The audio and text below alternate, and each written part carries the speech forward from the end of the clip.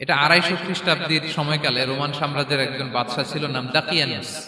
প্রতাপশালী বাদশাহ, পৌত্তলিক, মূর্তির পূজা করে। ঈসা আলাইহিস সালাম বিদায় নিয়েছেন 250 বছর হলো। তো সব নবীর ধর্মই কিন্তু ইসলাম, যদিও আমরা নাসারা বলি, ইহুদি বলি, সব নবীদের ধর্মই কি ইসলাম। তো তিনি ছিলেন পৌত্তলিক, মূর্তির পূজা করত। আর তার এলাকায় কেউ যদি ঈসা আলাইহিস সালামের নাম নিত, আখিরাতে বিশ্বাস করত, আল্লাহ বিশ্বাস করত, তাদেরকে তারা পাথর মেরে হত্যা করত। এজন্য ভয়ে কেউ ঈসাই ধর্মে ঈমান আনত না, মানে ইসলামে ঈমান আনত না। এই রাজার ভয়ে সবাই মূর্তির পূজা করত। কিন্তু 7 জন যুবক ছিল, তারা স্রোতে গা ভাসিয়ে দেয়নি, স্রোতের বিপরীতে তারা ঈমান নিয়ে দাঁড়িয়েছে। তারা ঈসা আলাইহিস সালামের রেখে যাওয়া সত্য ধর্মের উপর ঈমান এনেছিল, আখিরাতে তারা বিশ্বাস করত। তো এই 7 জন যুবকের কথা ছড়াতে ছড়াতে রাজা দাকিয়ানুসের কাছে চলে যায়। উনি তো রেগে মেগে ডেকে পাঠালো 7 জনকে।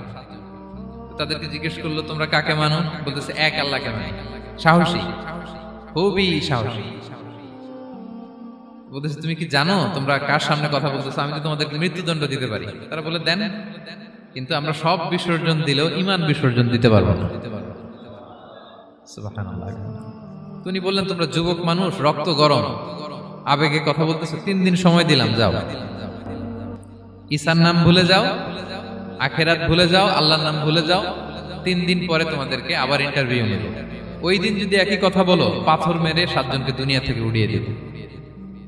তারা চলে গেল। এবার 7 বন্ধু মিলে পরামর্শ করতে লাগলো, কি করতে পারি আমরা, এই গুণে ধরা সমাজকে আমরা কিভাবে বাঁচাবো, এই পৌত্তলিকতার ছোবল থেকে এই ইফসিস নগরীকে বাঁচাবো কি করে। নগরীটার নাম ছিল ইফসিস নগরী। বর্তমানে এটা তুরস্কের ইজমির শহরে অবস্থিত। এখনো জায়গাটা প্রত্নতাত্ত্বিকদের ওই ইয়েতে এটা সংরক্ষিত, এখনো টুরিস্টরা যায়। তো তারা বলল, আমরা ঈমান বিসর্জন দিব না, যদি আমরা ওদের কথা মেনে নেই আমরা তো মুশরিক হয়ে গেলাম। চলো আমরা এক কাজ করি, আমরা এলাকা ছেড়ে দিই। এই 7 যুবক আল্লাহর উপর ভরসা করে তারা বাড়ি ঘর, আত্মীয় স্বজন সব ছেড়ে দিয়ে, লোকালয় ছেড়ে দূরে একটা পাহাড়ের ভেতরে আশ্রয় নিল। পাহাড়ের ভেতরে একটা গুহা ছিল, এই গুহাকেই আরবিতে বলে আল কাহাফ। কি বলে? এই সূরার নাম কি? সূরাতুল কাহাফ। তো তাদের সাথে সাথে একটা কুকুরও যাচ্ছিল। তারা বারবার তাড়িয়ে দেওয়ার চেষ্টা করতেছিল কুকুরটাকে, যাতে না যায়, কিন্তু কুকুর শুধু কান্না করে তার সাথে যাওয়ার জন্য, ঘেউ ঘেউ করতেছিল। এই কুকুরটাকেও সাথে নিল। ভালো মানুষদের সাথে থাকলে কি হয় দেখেন, এই কুকুরের কথা, যেহেতু 7 জন ইমানদারের সাথে একটা কুকুর ছিল, এই কুকুরের কথা আল্লাহ সূরাতুল কাহাফে উল্লেখ করে দিয়েছে। ওয়া কালবুহুম বাসিতুন যিরাআইহি বিল ওয়াসিল। তো তারা ভিতরে গেল, যে প্রচন্ড ক্লান্ত, তারা ঘুমিয়ে পড়ল। কি করলো? এই এক ঘুমে আল্লাহ 309 বছর কাটায় দিলেন। কয়শো 9 বছর? 9 বছর ঘুম, সব ঘুম, প্রচন্ড ঘুম, ঘুম যেন আর কাটে না। 309 বছর পরে এরা জাগলো। এখন খুব ক্ষুধা, ঘুমে আর মোর ভাঙতেছে। আর একজন জিজ্ঞেস করতেছে, কি লম্বা সময় ঘুম দিলাম কোথায় আমরা? একজন বলতেছে, হ্যাঁ মনে সারাদিনই ঘুমাইছি আমরা। আরেকজন বলতেছে, না না সারাদিন না, দিনের কিছু অংশ হয়তো ঘুমাইছি। আসলে কয় বছর ঘুমাইছে? 309 বছর।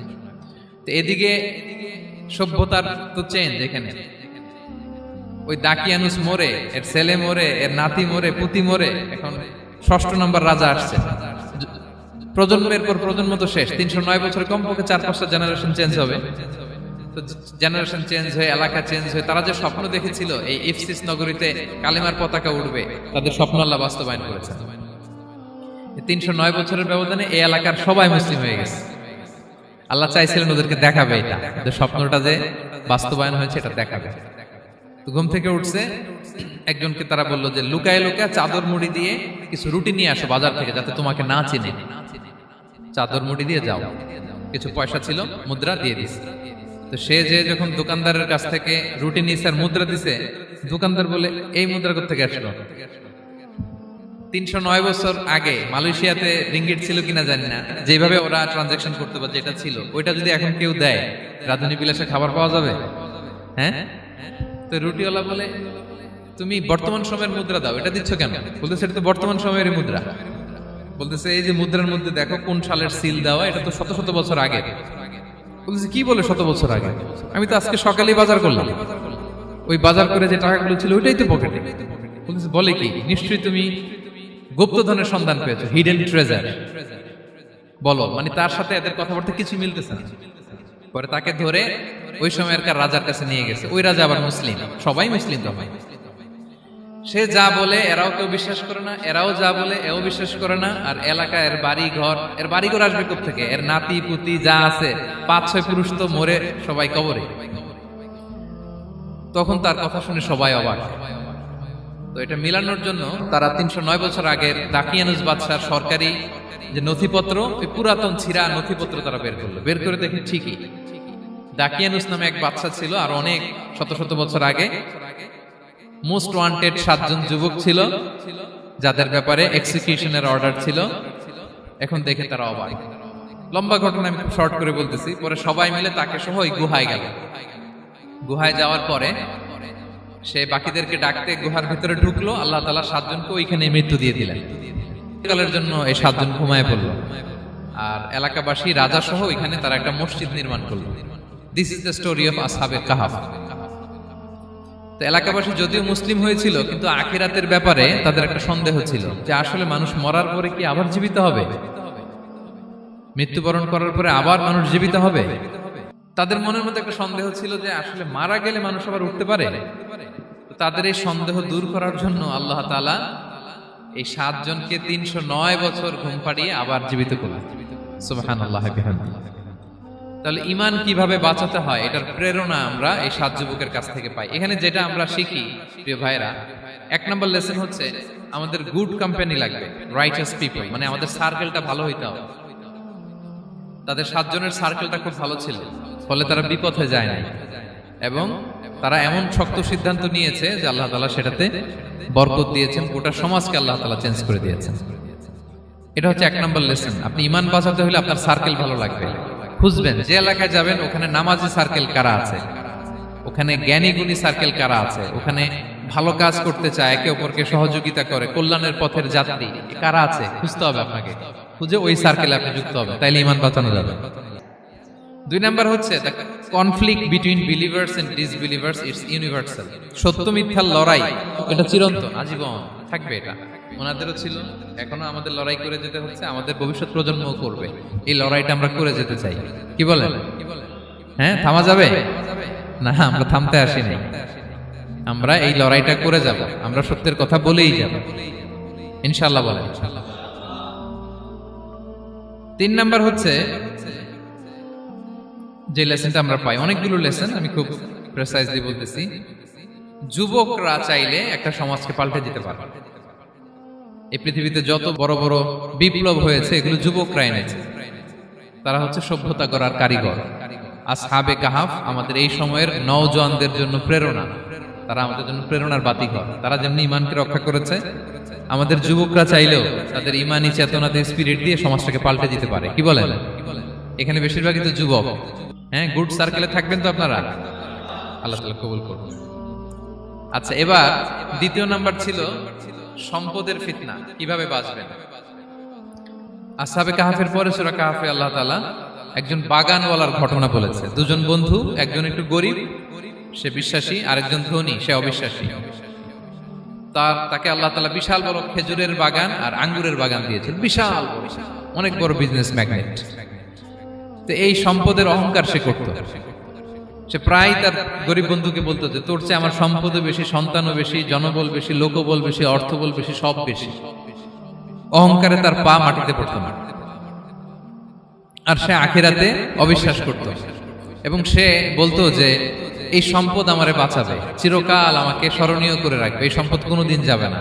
অনেক বড় বড় ধনীরা আছে, তারা এরকম মনে করে যে আমি এত বড় সিআইপি, হ্যাঁ, আমি এত বড় বিজনেস ম্যাগনেট, এই দিন বোধহয় আর চেঞ্জ হতে পারে না, আমার আজীবনই বোধহয় এত পাওয়ার থাকবে, এত সম্পদ থাকবে। এটা ভুল ধারণা। এই যে তুরস্কে দুর্ভিক্ষ হইল না, আপনারা দেখছেন না যে অনেক সম্পদের মালিক বাড়ি ঘর ভেঙে রাস্তার পকেট। এখন ওই যে রিফিউজিদের জন্য যে খাবার আসছে ওখানে লাইনে দাঁড়াইছে, কারণ এখন লাইনে না দাঁড়ালে খাবারও তো মিলবে না। 1000 কোটি টাকার মালিক ছিল, ভেঙে চুরে সব শেষ। এখন রিলিফের নেওয়ার জন্য দুস্থদের কাতারে ওখানে দাঁড়াইছে, কারণ দাঁড়াইলেই কিছু খাবার পাওয়া যাবে, খিচুড়ি পাওয়া যাবে, তা না হলে তো খাবারটাও মিলবে না। তো ধনীকে গরিব বানাতে আল্লাহর 1 সেকেন্ডও লাগে না। ওই বিশাল প্রাসাদ থেকে টেনে ভাঙ্গা থালা হাতে দিয়ে রাস্তায় নামাইতে আল্লাহর কয় সেকেন্ড লাগে বলেন তো? 1 সেকেন্ডও লাগে না। সো এই লেসনটা কিন্তু আমাদের নিতে হবে। এবং ওই ব্যক্তির নসিবে তাই ঘটেছিল। সে যখন অহংকার করতেছিল, আল্লাহ তাআলা আকাশ থেকে হুসবান একটা আগুন পাঠালো। ওই আগুন এসে তার আঙ্গুরের বাগান, তার খেজুরের বাগান, বিশাল মাইলকে মাইল এই বাগান জ্বালিয়ে পুরো মুহূর্তের মধ্যে সারখার করে। এবং মুহূর্তের মধ্যে সে পথের ভিখারি, ফকির। এই ঘটনাটা এনে আল্লাহ তাআলা সম্পদশালীদেরকে রিমাইন্ডার দিলেন যে এই সম্পদের ফিতনায় তোমরা পড়ে যেও না। আমরা সম্পদশালী হলে বাস্তবতা অনেক সময় ভুলে যাই।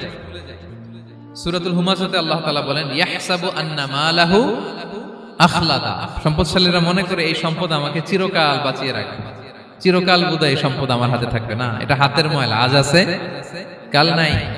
এটা হচ্ছে ম্যাটেরিয়ালিস্টিক আউটলুক, বস্তুবাদী চিন্তা থেকে এই আমাদের ধনী ভাইদের এই সমস্যাটা হয়। ভোগবাদী চিন্তার প্রভাব আর কি। সম্পদ যখন হাতে থাকে ধরাকে সরাজ্ঞান করে, মনে করে যে সবই আমার কন্ট্রোলে। না, আপনারে ওই গরিবের কাতারে আনতে, ওই রিলিফের সম্পদ নেয়ার জন্য ওই লাইনে দাঁড় করাইতে আল্লাহর 1 সেকেন্ডও লাগে না। এটা খেয়াল রাখতে হবে। আমরা যখন প্রাইভেট কারে চড়ি, মাঝে মাঝে অনেকে এসে হাত পাতে, এদেরকে ছোট করা যাবে না। গল্পটা আল্লাহ ভিন্ন করতে আল্লাহর 1 সেকেন্ডও লাগে না। ওইদিকে আমি দাঁড়ায় হাত পাততাম আর উনি প্রাইভেট কারে বসে থাকতো। আল্লাহ চাইলে এরকম করতে পারতেন না? পারতেন। তো এখান থেকে আমাদের জন্য শিক্ষা হচ্ছে, সম্পদ এটা ক্ষণস্থায়ী, আজ আছে কাল নাই। এটা ক্ষণস্থায়ী, এটাকে এভারলাস্টিং মনে করা যাবে না। এভারলাস্টিং হচ্ছে আখিরাত। ওয়ালাল আখিরাতু খায়রুল লাকা মিনাল উলা। আখিরাত তোমার জন্য দুনিয়ার চেয়ে শ্রেষ্ঠ। এবং আল্লাহ তাআলা দৃষ্টান্ত একটা দিয়েছেন যে দুনিয়ার জীবনটা হচ্ছে কামা, ওই পানির মতো যেটা আনজালনাহু মিনাস সামা, আকাশ থেকে নাজিল করেছি। ওই পানি ক্ষেতের মধ্যে পড়ে ফসল, ফুল ফসল হয়েছে। এরপরে যখন ফসল কাটা হয়, ওই ক্ষেত খামার এগুলো তৃণলতা হয়ে যায়, ভুসির মতো হয়ে যায়। তখন বাতাসের ঝাপটায় একবার এদিকে যায়, একবার ওদিকে যায়। অনেক লম্বা উপমা, আমি সংক্ষেপে বললাম। তো শেষ আউটপুটটা হচ্ছে এটা, সম্পদ এটা মুহূর্তেই চলে যেতে পারে। সম্পদ উপার্জন জায়েজ আছে, মুসলিমরা সম্পদ উপার্জন করতে পারবে, কোনো অসুবিধা নাই। আপনি যদি ধনী হন এটা ভালো, ফলে আপনি যাকাত দিতে পারবেন, অসহায় দুস্থদের সহায়তা করতে পারবেন, কন্ট্রিবিউট করতে পারবেন। আপনি সম্পদ হাতের মুঠোয় নেবেন, কন্ট্রোল করবেন, কিন্তু এই দিকে স্থান দিবেন না। দ্যাটস ইট, তাহলেই হবে। আমরা সম্পদ কি করতে পারবো? উপার্জন করতে পারবো, কিন্তু হৃদয়ে স্থান দিতে পারবো না। হৃদয়ে স্থান থাকবে আখিরাতে। এই মাইন্ডসেট যদি আপনি গড়ে তোলেন, তাহলে সম্পদের ফিতনা আপনি কখনো পড়বেন না। এই পয়েন্টটা কি ক্লিয়ার সবার? জ্ঞানেরও কিন্তু ইলমেরও একটা গরম আছে। যার ইলম আছে তার মধ্যে এই সমস্যাটা কাজ করে। সেটার জন্য আল্লাহ তাআলা মুসা আলাইহিস সালাম, খিজির আলাইহিস সালামের ঘটনা বলেন। আমি খুব সংক্ষেপে বলবো, সময় কম। মুসা আলাইহিস সালাম হচ্ছে বনি ইসরাইলের নবী, আর খিজির আলাইহিস সালাম কেউ বলেছেন নবী, কেউ বলেছেন আল্লাহর ওলি। আসলে আরবিতে ওনার নাম খদির, আমরা বাংলায় বলি খিজির। খদির মানে সবুজ। উনি যে কোনো জায়গায় বসলে ওখানে মরা গাছ, লতা পাতা এগুলো সবুজ হয়ে যেত। অনুর্বর এলাকার উপর দিয়ে হেঁটে গেলে ওটা উর্বর হয়ে যেত। তো মুসা আলাইহিস সালাম একবার ওয়াজ করতেছেন এইভাবে বনি ইসরাইলের সামনে, খুতবা দিচ্ছেন। হঠাৎ এক লোক দাঁড়ায় বলে, ইয়া নবী আল্লাহ, মান আ'লামু ফিল আরদ, বর্তমান পৃথিবীতে সবচেয়ে জ্ঞানী কে? মুসা আলাইহিস সালাম বলেন, ফাকালা আনা, আমি। কি বললেন? উনি আসলে ভুল কিছু বলেন নাই, কারণ প্রত্যেক জামানার নবীকেই আল্লাহ তাআলা সবচেয়ে বেশি জ্ঞান দিয়ে পাঠান, কারণ তার কাছে ওহীর জ্ঞান আসে, অদৃশ্যের খবর আসে, ইলমুল গায়ব আসে। কিন্তু এই উত্তরটা আল্লাহ তাআলার পছন্দ হয় না। আল্লাহ তাআলা চাচ্ছিলেন মুসা যদি বলতো আল্লাহ তাআলাই জানে কে জ্ঞানী, বা আল্লাহই সবচেয়ে জ্ঞানী, এরকম হলে ভালো হতো। কিন্তু মুসা আলাইহিস সালাম কি বলছে? আমি। এখন প্রশ্ন করলো, সবচেয়ে বড় জ্ঞানী কে? উনি কি বললেন? আমি। এই যে আমি এটাতে ঝামেলা আছে। আমি বড়, আমি জানি, আমি সব। This is problematic. আল্লাহ এটা পছন্দ করলেন না। আল্লাহ তাআলা মুসা আলাইহিস সালামকে বললেন, মুসা তুমি যে বলছো তুমি জ্ঞানী, না তুমি জ্ঞানী না, তোমার চেয়ে বড় জ্ঞানী আছে। মুসা আলাইহিস সালাম বলে, তাই নাকি? আমার চেয়ে বড় জ্ঞানী কে? তো আল্লাহ তাআলা বললেন, ইযহাব ইলা মাজমাইল বাহরাইন, দুই সাগর বা দুই নদীর মিলনস্থলে যাও, ওখানে আমার এক বান্দা আছে তোমার চেয়েও জ্ঞানী। মুসা আলাইহিস সালাম বললেন, তাই নাকি? তো আল্লাহ, আমি কিভাবে চিনব উনি কোথায় থাকে, কিভাবে বুঝবো? আল্লাহ বললেন, একটা বড় মাছ নাও, এটাকে ফ্রাই করো, এটাকে ফ্রাই করে একটা ঝুড়ির ভেতরে নাও, যেখানে এই মাছটা সাগরে ঢুকে যাবে ওখানে আমার বান্দাকে পাবে। তো উনি ওনার সহযোগী ইউশা ইবনে নুনকে নিয়ে হাঁটতে লাগলেন। হাঁটতে হাঁটতে এক জায়গায় ক্লান্ত হয়ে পাথরের পাশে বিশ্রাম নিলেন। ওই পাথর থেকে আবার এক ধরনের পানি বের হয়, এই পানিটারে বলে আবে হায়াতের পানি, মা উল হায়াত, জীবন নদীর পানি। এই পানি কোনো মৃত প্রাণী বা বস্তুর গায়ে লাগলে ওটা জীবিত হয়ে যায়।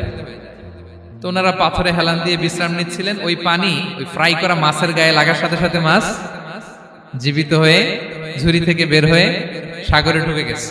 ওনারা আর খেয়াল করেন না। এরপর আবার হাঁটতে লাগলেন। হাঁটতে হাঁটতে যখন ক্লান্ত শ্রান্ত তখন বলে, এই ইউসা, আমাদের ওই মাছ ফ্রাই মাছটা দাও, এখন খাই। ঝুড়ি খুলে দেখে মাছ নাই। মাছ গেল কোথায়? তখন ইউসা বলল, হয়তো আমরা যে পাথরের ওখানে বিশ্রাম নিয়েছিলাম ওখানে আমরা মিসিং, ওখানে হারাই ফেলছি। চলো চলো, আরে ওদিকে তো যাইতে হবে আমাদের। উনি গেলেন, যে দেখে মাছ যে জীবিত হয়ে বালুর দিকে নাড়াচাড়া করতে করতে সাগরে ঢুকে গেছে, ওখানে দাগ আছে। মুসা আলাইহিস সালাম ঢুকলেন সুরঙ্গ, ঢুকে দেখে চাদর গায়ে দিয়ে এক লোক শুয়ে আছে। সালাম দিলেন, আসসালামু আলাইকুম। ওই লোক চাদর আর সরায় না, ভিতর থেকে বলতেছে ওয়ালাইকুম আসসালাম। তো চাদরের ভিতর থেকে উনি বলে, মান আন, তুমি কে? মুসা আলাইহিস সালাম বললেন, আনা মুসা, আমি মুসা। উনি বলেন, মুসা বনি ইসরাইল, বনি ইসরাইলের মুসা? বললেন, হ্যাঁ। কেন এসেছো? এবার চাদর খুললেন। বলতেছে, আপনার কাছ থেকে কিছু শিখতে আসছি। আল্লাহ বলছে, আপনি নাকি সবচেয়ে বড় জ্ঞানী। আমি ভুল করে বলে ফেলছিলাম আমি, আল্লাহ বলছেন যে আপনি নাকি জ্ঞানী। বলতেছে, না, তুমি আমার জ্ঞান নিতে পারবা না, ওই ধৈর্য শক্তি তোমার নাই। মুসা আলাইহিস সালাম বললেন যে আপনি যে কোনো শর্তে আমাকে একটু রাখেন কয়েকদিন, আপনার সাথে আমি রাজি। বললেন, না, তুমি পারবা না। মুসা আলাইহিস সালাম জোর করতে লাগলেন। অবশেষে খিদির আলাইহিস সালাম রাজি হলেন। বললেন, শর্ত হচ্ছে আমি যাই করি আর না করি আমাকে কোনো প্রশ্ন করা যাবে না। মুসা আলাইহিস সালাম বললেন, ওকে। সফর শুরু হলো। সামনে নদী, এক লোক তাদের নৌকা দিয়ে নদী পার করায় দিল। নদী পারাপারের পর খিজির আলাইহিস সালাম লাঠি দিয়ে নৌকার তলাটা ছিদ্র করে দিলেন। মুসা আলাইহিস সালাম বললেন, ইন্না লিল্লাহি, এটা আপনি কি করলেন? ওরা আমাদেরকে নদী পার করে দিল, আর যে ভাড়াটা আসছিল এটাও নিল না, আমাদেরকে সম্মান দেখালো, আপনি নৌকা ছিদ্র করে দিলেন। খিজির আলাইহিস সালাম বলছে, এই যে আমি বলছিলাম না তুমি ধৈর্য ধারণ করতে পারবে না, যাও তোমার রাস্তায় তুমি, আমার রাস্তায় আমি। মুসা আলাইহিস সালাম আবার ক্ষমা চাচ্ছেন যে আপনি আমার ক্ষমা করেন, আমি তো ভুলে গেছি, আর প্রশ্ন করবেন না। চলতে লাগলেন। হঠাৎ বাচ্চারা খেলতেছে, এক বাচ্চাকে ধরে হত্যা করলেন খিজির আলাইহিস সালাম। এবার তো মুসা আলাইহিস সালাম রেগে গেছে, আপনি করলেনটা কি? নিষ্পাপ ফুলের মতো শিশুকে হত্যা করলেন। খিজির আলাইহিস সালাম বলে, এই যে আমি জানতাম যে তুমি ধৈর্য ধারণ করতে পারবে না, তোমার রাস্তা এক, আমার রাস্তা এক, যাও।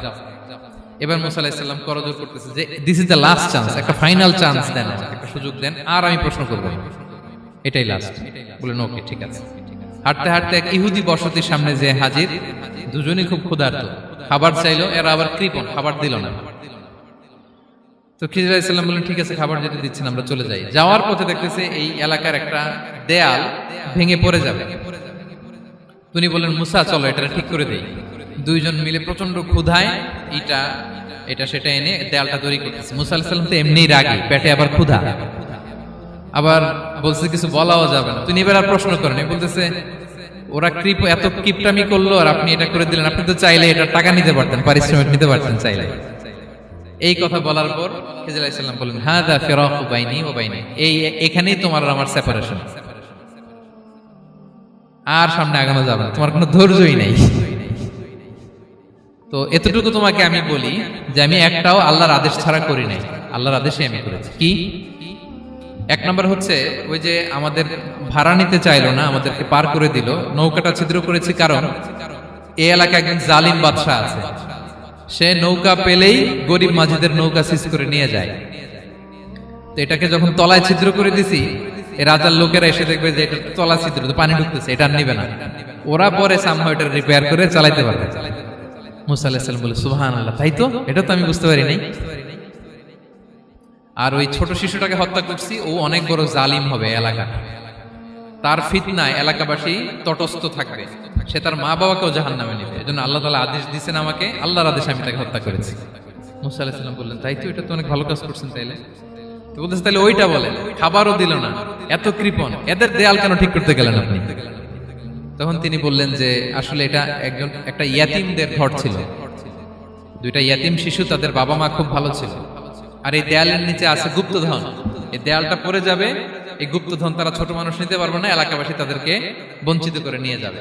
আমি দেয়াল গড়ে দিলাম যাতে করে তারা যখন প্রাপ্তবয়স্ক হয় নিজেদের সম্পদ নিজেরা বুঝে নিতে পারে। সুবহানাল্লাহি ওয়া বিহামদিহি। মুসা আলাইহিস সালাম বলে, তাই তো, এগুলো তো আমি বুঝতে পারি নাই। তো এই ছিল খুব সংক্ষিপ্ত পরিসরে মুসা আলাইহিস সালাম খিজির আলাইহিস সালামের ঘটনা। তো রাসূল সাল্লাল্লাহু আলাইহি ওয়াসাল্লাম বুখারীতে একটা চমৎকার কথা বলেছেন। তিনি বলেছিলেন, ওয়াদিদনা আন্না মুসা সাবার হাত্তা ইউকাসসা আলাইনা মিন আমরিহিমা। রাসূল সাল্লাল্লাহু আলাইহি ওয়াসাল্লাম বলেছিলেন, ইস, আমার ভাই মুসা যদি আরেকটু ধৈর্য ধরতো তাহলে আরো কিছু অজানা তথ্য আমরা জানতে পারতাম। এখান থেকে, এই ঘটনা থেকে আমরা কি শিখলাম? প্রথম যেটা আমরা শিখলাম, জ্ঞান নিয়ে বড়াই করতে নেই, ঠিক কিনা? জানার কোনো শেষ নেই, জাননেওয়ালার উপরও জাননেওয়ালা আছে, জ্ঞানীর উপরও জ্ঞানী আছে। আপনি কিছু জেনেই মনে করবেন না আমি সব জানি। আপনার চাইতেও বেশি জ্ঞানী অনেকে আছে। অনেক সময় বক্তার চাইতেও শ্রোতারা অনেক জ্ঞানী। হয়তো এখানে এমন অনেক জ্ঞানী লোক আছে যার ধারে কাছেও আমরা কেউ নেই, হতে পারে। সো আমি সব জানি, এটা ভুল, এটা শয়তান বলে। এটা কে বলে? শয়তান বলে। আবু নাওয়াস একটা কবিতা লিখেছেন, ওয়াকুল লিমান ইয়াদদাঈ ফিল ইলমি ফালসাফাতান হাবাসতা শাইআন ওয়া গাবাত আনকা আশিয়াউ। কেউ যদি বলে আমি সব জানি, তুমি তাকে বৃদ্ধাঙ্গুলি দেখিয়ে বলো আপনি কিছুই জানেন না, আপনি অল্প কিছু জেনেছেন, জানার এখনো অনেক বাকি। তাহলে মুসা আলাইহিস সালামের এই ঘটনা জিজ্ঞেস করা হলো, কে জ্ঞানী? উনি বললেন, আমি জ্ঞানী। এরকম কি আমরা কখনো বলবো? না। সবচাইতে বড় জ্ঞানী কে? ওয়া ফাওকা কুল্লি যী ইলমিন আলিম। সবচাইতে বড় জ্ঞানী আল্লাহ তাআলা। সো জ্ঞান নিয়ে আমরা অহংকার করব না। 2 নম্বর যে শিক্ষাটা আমরা পাই, ওই যে নৌকা দিয়ে পারাপার হচ্ছিল, তখন একটা চড়ুই পাখি এসে সাগরের মধ্যে মুখ দিয়েছিল। তো খিজির আলাইহিস সালাম বললেন, মুসা, তুমি কি চড়ুই পাখিটা দেখতে পাচ্ছ? হ্যাঁ, দেখতে পাচ্ছি। চড়ুই পাখিটা যে সাগরে মুখ দিলে দেখতে পাচ্ছ? হ্যাঁ, দেখতে পাচ্ছি। তখন খিজির আলাইহিস সালাম বললেন, চড়ুই পাখিটা সাগরে মুখ দিয়ে পানি খাওয়ার পরে চড়ুই পাখির ঠোঁটে বা চঞ্চুতে যতটুকু পানি লেগে আছে, এই পানিটা হচ্ছে তোমার, আমার এবং মহাবিশ্বের আমাদের সকলের জ্ঞান। আর এই মহাসাগরের সকল পানি হচ্ছে আল্লাহ তাআলার জ্ঞান। আল্লাহ তাআলা বলেছেন, ওমা উতিতুম মিনাল ইলমি ইল্লা কালিলা। আমি তোমাদেরকে একেবারে অল্প জ্ঞান দিয়েছি, একেবারে অল্প। এই রহস্যে ঘেরা এই মহাবিশ্বের অনেক কিছু আমাদের অজানা। প্রিয় ভাইরা, আমরা অনেক কিছু জানি না, আমাদের এই লিমিটেড নলেজে এগুলো ধরে না, তারপর আমরা জ্ঞানের বড়াই করি। আপনারা উপমাটা বুঝতে পারছেন? একটা নৌকা থেকে চড়ুই পাখি ঠোঁট দিয়ে পানি খাচ্ছে, পানি খাওয়ার পরে স্বভাবতই চড়ুই পাখির ঠোঁটে একটু পানি তো লাগবে। খিজির বললেন যে এই পানিটা হচ্ছে তোমার, আমার, পৃথিবীর সবার জ্ঞান। আর এই সাগরের বাকি পানিগুলো কার জ্ঞান? এবার বুঝতে পারছেন আল্লাহ তাআলার জ্ঞানের পরিধি। আমরা জ্ঞান নিয়ে যেন কখনো কি না করি, বড়াই না করি। জ্ঞান 2 ধরনের, একটা বাহ্যিক জ্ঞান, একটা অন্তর্নিহিত জ্ঞান। External knowledge, internal knowledge. আমরা যখন কোরআন হাদিস পড়ি আমাদের বাহ্যিক জ্ঞান অর্জন হয়। কোরআন হাদিস পড়লেই আপনি জ্ঞানী হয়ে যান। এটা কোরআন হাদিস পড়তে হয়, এটা ডাইজেস্ট করতে হয়, এটার উপর আমল করতে হয়। এই জ্ঞান অর্জন শেষে এরপরে আল্লাহর প্রিয় বান্দাদেরকে আল্লাহ অন্তরে ইলমের নূর দেন, ইলহাম দেন। That is the knowledge, that is the pure knowledge. আপনি হাফেজে কোরআন হয়ে ভাবেন না আপনি সব জানেন, আপনি বুখারী মুখস্থ করে ভাবেন না সব জানেন। এই সব জ্ঞান অর্জন করার পরে ইলমের নূর হাসিল হয়, সেটা আল্লাহ সবারে দেয় না। সো এই অন্তর্নিহিত জ্ঞান, দূরদৃষ্টি, farsightedness, that is the pure knowledge. এটার জন্য বছরের পর বছর, যুগের পর যুগ সাধনা করতে হয়। সেটার জন্য এই জ্ঞান অর্জনের জন্য 3টা জিনিস করতে হয় ইলমের নূর অর্জনের জন্য। কয়টা? 1 হচ্ছে বিনয়, 2 হচ্ছে সফর, 3 হচ্ছে সবর। আবার বলি, 1 হচ্ছে বিনয়, 2 হচ্ছে সফর, 3 হচ্ছে সবর। আল্লাহ তাআলা আল্লাহর নবীকে তাওরাত দেওয়ার পরেও আরো ট্রেনিং সেশন করাইছেন খিজির আলাইহিস সালামের কাছে। যাও, ওনার কাছে গেলে তুমি ছোট হবা, নত হবা। জ্ঞান যদি আমি নিতে চাই আমাকে ছোট হইতে হবে। ধরেন একটা গ্লাস থেকে একটা খালি গ্লাসে পানি ঢালবো, তো যেটাতে নেওয়া হবে এটা উপরে থাকলে হবে? যেই গ্লাসটার মধ্যে পানি আছে এটা উপরে থাকবে, ওইটা ব্ল্যাঙ্ক গ্লাসের মধ্যে পড়বে। আপনি নলেজ, ইলম নিতে চাইলে আপনাকে নিচে থাকতে হবে, উনি উপরে থাকবে। আপনার শায়েখ আপনাকে দিবে, আপনার উস্তাদ আপনাকে দিবে, আপনার মুর্শিদ আপনাকে দিবে। বুঝতে পেরেছেন? তাহলে আমাদেরকে হাম্বলনেস লাগবে। শিখতে হইলে হাম্বল হইতে হয়, বিনয়ী হইতে হয়। আচ্ছা, 2 নাম্বার সফর করতে হয়। এটা আল্লাহ মুসা আলাইহিস সালামকে দিয়ে করাইছেন, যাও পিছে পিছে উস্তাদের পিছে পিছে ঘুরো। এজন্য সফর করতে হয়। এখন ঘরে বসে অনেক কিছু জানা গেল, উস্তাদের সান্নিধ্য লাগে, সফর করতে হয়। আমাদের ক্লাসিক আলেমরা হাদিস কালেকশনের জন্য শহরকে শহর সফর করতেন। এখনো আমাদের আলেমরা দেওবন্দে যায়, মিশরে যায়, মদিনায় যায়। এগুলো আপনাকে লাগবে। তাহলে বিনয়, সফর, 3 নম্বরে কি? সবর। ধৈর্যশীল হইতে হবে। দেখেন মুসা আলাইহিস সালাম বারবার প্রশ্ন করে ফেলতেছেন, বারবার ওয়াদা ভঙ্গ করতেছেন। এরকম করলে হবে না, ধৈর্য লাগবে। ধৈর্যের বলে বলিয়ান হলে তখনই আপনার মধ্যে ইলম আসবে। তাহলে জ্ঞানের ফিতনায় পড়ার আর আমাদের কোনো সম্ভাবনা আছে? আমরা বিনয়ী হব, আমরা জ্ঞান আল্লাহর দিকে ফিরাই দেব, আমরা বলবো উনি সবচেয়ে ভালো জানেন। পারা যাবে তো ইনশাআল্লাহ? সাল্লাম বলেছেন, দুনিয়া কুল্লুহা মাতা ওয়া খায়রু মাতাঈদ দুনিয়া আল মারআতু সালিহা। এই দুনিয়াতে যা দেখা যায় সব সম্পদ, বাড়ি গাড়ি, ব্যাংক ব্যালেন্স, ফ্যাক্টরি, এগুলো সম্পদ। দু চোখে যা দেখো সব সম্পদ। আর এই সব সম্পদের মধ্যে শ্রেষ্ঠ সম্পদ হচ্ছে নেককার নারী। সুবহানাল্লাহ পড়তে পারলেন না? এ দুনিয়ার যত সম্পদ আছে সব সম্পদের মধ্যে শ্রেষ্ঠতম সম্পদ হচ্ছে নেককার নারী, যেটা টাকা দিয়ে কেনা যায় না। তাই আমি বলি, নারীদের পেট হচ্ছে এটা খনির মতো। খনি, আপনারা কি তেলের খনির নাম শুনেছেন? তেলের খনি, গ্যাসের খনি, কয়লার খনি, সোনার খনি, হীরার খনি। তো এই খনিগুলোর মতো আমাদের মা বোনদের পেটগুলো খনি।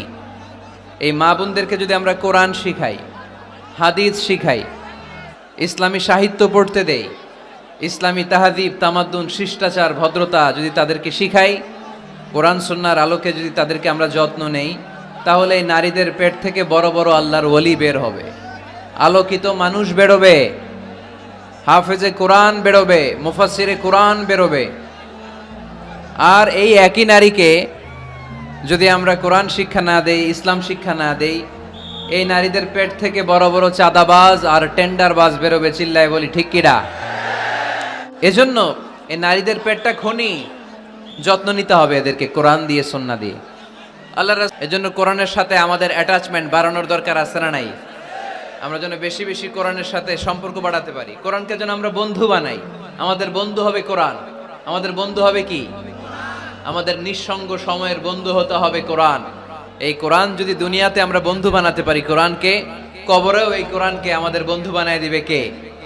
কিয়ামতের ময়দানে ওই কোরআনকে আমাদের জন্য সুপারিশকারী করে বানাবে কে? অনেকে বলে, হুজুর ওই এলাকায় পর্দার ওয়াজ করছেন, এখানে পর্দার কথা বলেন কেন? বলে না?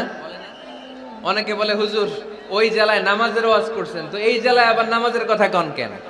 হুজুর ওইখানে সুদ খাওয়া যাবে না বলছেন, এইখানে বলেন কেন? নামাজ কি শুধু ওই জেলায় লাগবে? আমরা সূরা ফাতিহা প্রতিদিন কয়বার পড়ি? ফরজ নামাজে 17 বার, সুন্নত সহ 40-45 বার। যে ব্যক্তি 50 বছর ধরে নামাজ পড়ে, এই বেটা যে কয় লক্ষ বার সূরা ফাতিহা পড়ছে বেটা নিজেও জানে না, ঠিক কি না? আচ্ছা, আপনারা কি জানেন যে সূরা আর রহমানে একটা আয়াত আছে, যে আয়াতটা আল্লাহ বারবার বারবার ওই সূরার ভেতরে উল্লেখ করেছে, সূরা আর রহমানে? জানেন কি আয়াতটা কি? কি আয়াত? ফাবিআইয়ি আলা রাব্বিকুমা তুকাদ্দিবান। এই আয়াতটা আল্লাহ তাআলা একবার দুইবার নয় 31 বার উল্লেখ করেছেন সূরা আর রহমানের ভেতরে। সুবহানাল্লাহ পড়েন। তার মানে জরুরি কথা সব জায়গায় বলতে হয়, বারবার বলতে হয়, চিল্লায় বলতে হবে, ঠিক কি না? বিশাল পথ পাড়ি দিয়ে দাওয়াত দিলেন, বিনিময়ে পেলেন পাথরের আঘাত। রক্তাক্ত হলেন বিশ্বনবী। আদ্দাস নামে খ্রিস্টান ছেলে বিশ্বনবীর হাতে কালিমা পড়ে মুসলমান হয়ে গেল। আল্লাহু আকবার। বিশ্বনবী খেজুর বাগানে ঢুকলেন, গা দিয়ে ঝরো ঝরো ঝরো ঝরো করে রক্ত বয়ে যায়। সাইয়েদনা যায়েদ রাদিয়াল্লাহু তাআলা আনহু পানি নিয়ে আসলেন। বিশ্বনবী ওযু করলেন, ফজরের নামাজে দাঁড়িয়ে লম্বা কেরাত পড়লেন। কেরাত শেষে বিশ্বনবী বসে আছেন, মন খারাপ। কার মন খারাপ? 80 মাইলের পথ পাড়ি দিয়ে আসলাম, মিশন তো সাকসেসফুল হয় নাই, কেউ তো কালিমা পড়ে নাই, আরো আমার পিছু লেগেছে, আহত করেছে আমাকে। বিষ্ণুবীর মন খারাপ। এত কষ্ট করে, এত ভালো মন নিয়ে, এত সুন্দর করে দাওয়াত দিলাম, কেউ দাওয়াত শুনলো না। বিষ্ণুবীর মন খারাপ। আর এই দৃশ্য আরশের উপর থেকে দেখে কে? আল্লাহ বললেন, নবী আপনার মন খারাপ, আপনার যখনই মন খারাপ তখনই আমার সাহায্য আছে না নাই? ওয়ালা সাউফা ইউতিকা রাব্বুকা ফাতারদা। আল্লাহ জানিয়ে দিলেন, নবী আপনি জানেন না, আপনি দেখেন নাই, ফজরের লম্বা কোরআনের তেলাওয়াত যখন আপনি করছিলেন, আপনার পিছন দিয়ে একদল জিন চলে যাচ্ছিল। জিন কারা যাচ্ছিল? এই জিন জাতি বিশ্বনবীর তেলাওয়াত শুনে থমকে দাঁড়িয়েছে। কিরে, এত সুন্দর বাক্য তো জীবনে শুনি নাই, এত সুন্দর কথামালা, শব্দের ব্যঞ্জন, ভাষার মাধুর্য, অলংকার কখনো তো শুনি নাই। এটা তো কোনো মানুষের বানানো কথা হতে পারে না, এটা মন্ত্র হতে পারে না, এটা কবিতা হতে পারে না, এটা নিশ্চয় আল্লাহর বাণী। ইন্না সামি'না কুরআনান আজাবা ইয়াহদি ইলার রুশদি ফাআমান্না বিহি। নিশ্চয়ই আমরা আজীব কোরআন শুনেছি। শুধু শুনেই ক্ষান্ত থাকবো না, যেই কোরআন শুনেছি ওই কোরআনের উপর বিশ্বাস এনে আমরা জিনেরা মুসলমান হয়ে গেলাম। তারা তাদের এলাকায় যে দাওয়াত দিতে শুরু করলো। এই দৃশ্য বিশ্বনবী দেখছে নাকি? বিশ্বনবী তো তেলাওয়াত করতেছে ফজরের নামাজে। বিশ্বনবীর যখন মন খারাপ, আল্লাহ জানিয়ে দিলেন নবী মন খারাপের কারণ নাই, দিতে আসছিলেন দাওয়াত দৃশ্যমান জাতিকে, মানে মানুষকে। কিন্তু এদের উপর যদিও দাওয়াত ফলপ্রসূ হয় নাই, অদৃশ্যমান এক জাতি জিন জাতি আপনার মুখনিসৃত কণ্ঠে সুন্দর তেলাওয়াত শুনে পুরো জিন জাতি কালিমা পড়ে মুসলমান হয়ে গেছে। আল্লাহ সাউফা ইউতিকা রাব্বুকা ফাতারদা। নবী যেখানেই আপনি পেরেশান, যেখানে আপনার মন খারাপ, ওখানেই মন ভালো করে দিবে কে? আল্লাহ রাসূল সাল্লাল্লাহু আলাইহি ওয়াসাল্লামের প্রিয়তমা স্ত্রী খাদিজাতুল কুবরা আত-তাহিরা রাদিয়াল্লাহু তাআলা আনহা ইন্তেকাল করলেন। রাসূল সাল্লাল্লাহু আলাইহি ওয়াসাল্লামের হৃদয়টা ভেঙে খান খান হয়ে গেল। চাচা আবু তালেব ইন্তেকাল করলেন, হৃদয়টা ভেঙে খান খান হয়ে গেল। চারদিক থেকে শত্রুতা বাড়তে শুরু করলো, কোন দিক থেকে সাহায্য নাই। বিশ্বনবী আবার পেরেশান, কই যাব, কোথায় গেলে আশ্রয় পাবো? আমার তো কেউ নাই, কেউ আমার দুনিয়ায় বেঁচে নাই। প্রাণাধিক প্রিয় স্ত্রী খাদিজাতুল কুবরা দুনিয়া ছেড়ে বিদায় নিল। যেই চাচা আমার শেল্টার দিয়ে রাখতো কাফেরদের হাত থেকে, চাচাও চলে গেল। এখন আমি কই যাব? আল্লাহ বললেন কই যাবেন? জায়গা পান না, আমার আরশে চলে আসেন, আমার আরশে চলে আসেন। সুবহানাল্লাযী আসরা বিআবদিহি লাইলাম মিনাল মাসজিদিল হারামি ইলাল মাসজিদিল আকসা। সুবহানাল্লাহ পড়েন। সাইয়েদনা জিব্রাইলকে দিয়ে আল্লাহ সারপ্রাইজ দিলেন তার নবীকে। কি দিলেন? সারপ্রাইজ শব্দটার সাথে পরিচিত না আমরা? হঠাৎ করে কাউকে এমন কিছু দেখালাম বা দিলাম সে কল্পনাও করে নাই। সাইয়েদনা জিব্রাইল মারফত আল্লাহ তাআলা তার প্রিয় হাবিবকে সারপ্রাইজ দিলেন। তিনি তার চাচাতো বোনের ঘরে শুয়েছিলেন, হঠাৎ করে সাইয়েদনা জিব্রাইল ঘরের ছাদকে উঠিয়ে ফেললেন, বিশ্বনবীকে শাঁ করে নিয়ে হাতিমে শুইয়ে দিলেন, গলার এখান থেকে নাভি পর্যন্ত ছিঁড়ে ফেললেন। এটাকে বলে ওপেন হার্ট সার্জারি। শাক্কে সাদার, সিনা চাক করলেন। আল্লাহ রাসূলের হৃদয় বের করে জামজামের পানি দিয়ে ধৌত করলেন। হৃদয়ে নূর, ঈমান, হিকমা, প্রজ্ঞা দিয়ে হৃদয়টারে আবার পরিপূর্ণ করলেন, আবার সেলাই করে দিলেন। তারপরে সরাসরি এখান থেকে বাইতুল মাকদাস, ওখান থেকে আল্লাহর আরশে নিয়ে গেলেন। আল্লাহ সাউফা ইউতিকা রাব্বুকা ফাতারদা। নবী, এমন এমন জিনিস আমি আপনারে দেব, আপনি তো নিয়ে কুল পাবেন না। যখনই আপনার মন খারাপ, তখনই আমার দেয়া নেয়ামত আপনার জন্য আছে না নেই? মেরাজে চলে গেলেন, রবের সাথে সাক্ষাৎ করে দুনিয়ায় আসলেন। আসার পরে মক্কার লোকেরা আবার বিশ্বনবীকে হত্যার ষড়যন্ত্র শুরু করে দিল। বিশ্বনবী ডানে যাওয়ার জায়গা পায় না, বায়ে যাওয়ার জায়গা পায় না, সামনেও যেতে পারে না, পেছনেও যেতে পারে না। আল্লাহ বললেন নবী এই এলাকায় আর থাকার দরকার নাই, আপনি মদিনায় চলে যান। তবা তয়বা মদিনাতুন নবী, পবিত্র শহর, যে শহরের মাটিতে বরকত, যে শহরের বালুতে বরকত। চিল্লায় পড়েন সুবহানাল্লাহ। বিশ্বনবী আল্লাহ তাআলার আদেশে এই কষ্টকর পরিস্থিতি থেকে উত্তরণের জন্য মক্কা থেকে মদিনায় গেলেন। মদিনায় যাওয়ার সাথে সাথে লোকজন গাইতে শুরু করলো, তালাআল বাদরু আলাইনা মিন সানিয়াতিল ওয়াদা ওয়াজাবা শুকরু আলাইনা মাদাআ লিল্লাহি দা আইয়ুহাল مبعوث فينا جئت من أمر المطاع جئت شرفت المدينة مرحبا يا خير داع সবাই পড়েন طلع البدر علينا من ثنيات الوداع وجب الشكر علينا ما دعا لله داع সুবহানাল্লাহ পড়েন। নামাজ শেষে বিশ্বনবী দুঃখ নিয়ে উপরে তাকায়। আল্লাহ তো আর দেখে টেকে না, তাই না? দেখে দেখে। আল্লাহ বলে قد نرى تقلب وجهك في السماء। ও নবী, আপনি যে আকাশের দিকে তাকিয়ে মন খারাপ করে মনে মনে বিড়বিড় বিড়বিড় করে কি কি বলেন, সব আমি জানি, সব আমি দেখি। ফাওয়াল্লি ওয়াজহাকা শাতরাল মাসজিদিল হারাম। আর দেরি নয়, আর কাল বিলম্ব নয়, যেখানে ফিরে আপনার সেজদা দিতে মনে চায় আজ থেকে ওই কাবার দিকে আপনার কিবলা আমি মুহূর্তেই পরিবর্তন করে দিলাম গো নবী। নবীর যেটা মন চাইতেছে আল্লাহ ওইটাই দিতেছে। সুবহানাল্লাহ পড়েন। এজন্যই বলেছি খালিল মানে এমন বন্ধু যেই বন্ধু আল্লাহরে খুশি করার জন্য কাজ করে, আর হাবিব মানে এমন বন্ধু যেই বন্ধুরে খুশি করার জন্য আল্লাহ নিজেই কাজ করে। কোন সুবহানাল্লাহ। ফাওয়াল্লি ওয়াজহাকা শাতরাল মাসজিদিল হারাম। মসজিদে হারামের দিকে মুখ ঘুরান নবী, মুখ ঘুরান।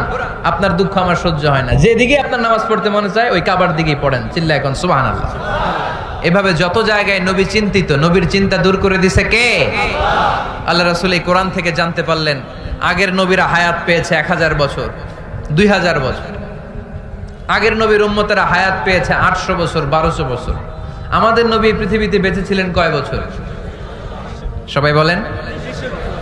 এবং সুনানে তিরমিজির হাদিস, আল্লাহ রাসূল সাল্লাল্লাহু আলাইহি ওয়াসাল্লাম বলেছেন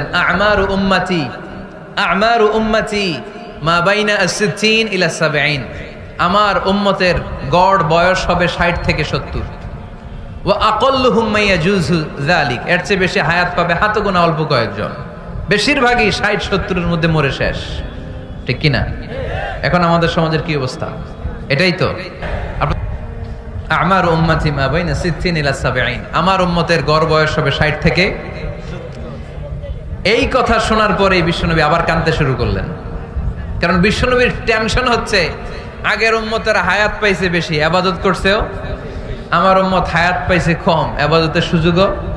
হায় রে, আমার উম্মতের কি হবে? আমার উম্মতের কি হবে? এই নবী তো এমন নবী, সব নবীকে আল্লাহ একটা দোয়া করার সুযোগ দিয়েছিলেন, যে দোয়াটা করা মাত্রই কবুল। এটাকে আরবিতে বলে দাওয়া মুস্তাজাবা। লিকুল্লি নবিয়িন দাওয়া মুস্তাজাবা। সব নবীকে আল্লাহ একটা করে দোয়া করার সুযোগ দিয়েছে, আর এই দোয়াটা করা মাত্রই কবুল। আর সব নবীরা দুনিয়াতেই ওই দোয়া করে ফেলেছে। আল্লাহ রাসূল সাল্লাল্লাহু আলাইহি ওয়াসাল্লাম বলেছেন ওয়া ইন্নী আখতাবিউ দাওয়াতি শাফাআতান লি উম্মতি ইয়াউমাল কিয়ামা। ওই দোয়াটা আমি দুনিয়ায় করি নাই, ওই দোয়াটা আমি তোমাদের জন্য কিয়ামতের ময়দানে যাতে তোমাদেরকে সুপারিশ করে জান্নাতে ঢুকাতে পারি ওই জন্য রেখে দিয়েছি। আহা, কত কষ্টে বিষ্ণু ঈসা ইসলাম ছিলেন, খাবার ছিল না, পেটে পাথর বেঁধেছেন।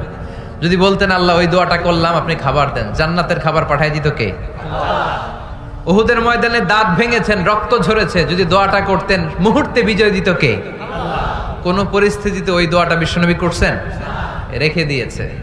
দেখেন, অন্য নবীর সাথে আমার নবীর অ্যাটিটিউডে পার্থক্য। অন্য নবীরাও চাইলে রাখতে পারতো এদের উম্মতের জন্য, না, বিপদের দিনে ওটা কাজে লাগাই ফেলছে। প্রত্যেক নবী একটা করে দোয়া করার সুযোগ পেয়েছিল, যে দোয়াটা করা মাত্রই কবুল। সব নবীরা দুনিয়াতেই শেষ, একমাত্র শুধুমাত্র কেবলমাত্র আমার আর আপনার নবী ছাড়া রেখে দিয়েছেন তিনি, রেখে দিয়েছেন ওই দোয়া আমাদের জন্য, আমার জন্য, আপনার জন্য, আমাদেরকে বাঁচানোর জন্য ওই দোয়া রেখে দিয়েছে। চিল্লায় বলেন ঠিক কি না? রেখে দিয়েছেন। কাঁদতে লাগলেন, আল্লাহ আগের উম্মতেরা হায়াত পেয়েছে 1000 বছর, ইবাদত করেছে বেশি, আমার উম্মতেরা 60 আর 70-এর মাঝখানে মরলে এদের নসিবে কি হবে? আমার উম্মতের তো ইবাদতের সংখ্যা কম। আবার কান্না শুরু করলেন, মন খারাপ। আল্লাহ দেখে, নবীর যে মন খারাপ আল্লাহ দেখে। আল্লাহ নাজিল করলেন ইন্না আনজালনাহু ফি লাইলাতিল কদরি ওয়া মা আদরাকা মা লাইলাতুল কদর লাইলাতুল কদরি খায়রুম মিন আলফি শাহর। সুবহানাল্লাহ পড়েন। আল্লাহ বলে নবী আপনি কাঁদবেন না, আপনার চোখের পানি আমার সহ্য হয় না। অন্যান্য নবীর উম্মতদেরকে হায়াত দিয়েছি বেশি, কদরের রাত দেই নাই। আপনার উম্মতকে যদিও হায়াত লম্বা দেই নাই, কিন্তু আপনার উম্মতকে আমি লাইলাতুল কদরের রাত দিয়েছি গো নবী। লাইলাতুল কদরি খায়রুম মিন আলফি শাহর, 1000 মাসের চেয়ে সেরা। এই এক কদরের রাতে যদিও 60 থেকে 70 বছরের মধ্যে মারা যাবে, কিন্তু এই এক কদরের রাতে ইবাদত করলে 1000 বছর ইবাদত করলে যে সওয়াব, তার চেয়েও বেশি সওয়াব আপনার উম্মতের আমলনামায় ঢুকায় দিবে কে? আল্লাহ। খায়রুম মিন আলফি শাহর, 1000 বছর। 1000 বছরে হয় 83 বছর 4 মাস। আলফি শাহর 1000 মাস, 1000 মাসে হয় 83 বছর 4 মাস।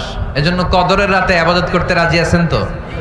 বিশ্বনবীর যেখানেই মন খারাপ, মন ভালো করে দেয় কে? সর্বশেষ কিয়ামতের ময়দানে মাকামে মাহমুদে বিশ্বনবী সেজদায় পড়ে কাঁদবেন। আল্লাহ বলবেন, জিব্রাইল যাও, দুনিয়ায় কান্না সহ্য করতে পারি নাই, আজ কিয়ামতের ময়দানেও আমি আমার নবীরে কাঁদতে দেব না।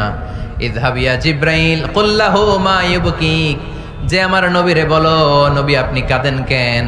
সাইয়েদনা জিব্রাইল যে বললেন, নবী আল্লাহ জিজ্ঞেস করেছেন আপনার কান্নার কারণ কি। বিশ্বনবী তখনও সেজদা থেকে মাথা তোলেন না, সেজদায় পড়ে উত্তর দেয়, উম্মতি উম্মতি উম্মতি উম্মতি রব্বি হাবলি উম্মতি। আল্লাহ আমার গুনাহগার উম্মতের কি হবে?